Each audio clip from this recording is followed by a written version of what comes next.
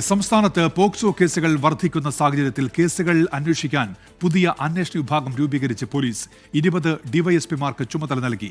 20 police ജില്ലകളിലും പുതിയ യൂണിറ്റുകൾ രൂപീകരിക്കും. ഇത് സംബന്ധിച്ച ഉത്തരവ് ആഭ്യന്തര വകുപ്പ് പുറത്തിറക്കി.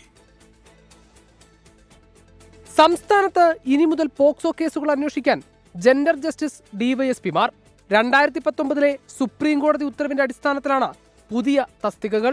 16 നാർക്കോട്ടിക് ഡിവൈഎസ്പിമാർക്കൊപ്പം അധികമായി 4 ഡിവൈഎസ്പിമാർ ഉൾപ്പെടെ 20 ഡിവൈഎസ്പിമാർക്കാണ് ജെൻഡർ ജസ്റ്റിസ് എന്ന നാമകരണത്തിൽ ചുമതല.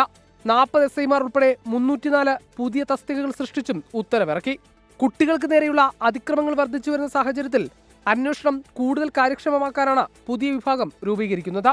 20 പോലീസ് ജില്ലകളിലും പുതിയ യൂണിറ്റുകൾ ആരംഭിക്കും. എസ്ഐമാർക്കായിരിക്കും യൂണിറ്റ് ചുമതല. നിലവിൽ പോക്സോ കേസ് കാര്യക്ഷമമായി അന്വേഷിക്കാൻ സംസ്ഥാനത്തെ പോലീസ് സ്റ്റേഷനുകളിലെ ഇൻസ്പെക്ടർമാർക്ക് പരിമിതികളുണ്ടെന്നും പുതിയ വിഭാഗം വേണമെന്നുള്ള ആവശ്യം സേനയിൽ നിന്ന് തന്നെ ശക്തമായിരുന്നു. 2012 പോക്സോ നിയമം നിലവിൽ വന്നത്. വ്യക്തി എന്ന നിലയിൽ കുട്ടികളുടെ മാനസികവും ശാരീരികവുമായ വളർച്ചയ്ക്ക് വേണ്ട സംരക്ഷണം ഉറപ്പു നൽകുന്നതിനോടൊപ്പം ഈ നിയമം ചൂഷണങ്ങളിൽ നിന്ന് സംരക്ഷണവും നീതിയും ഉറപ്പാക്കുന്നു. 24 തിരുവനന്തപുരം.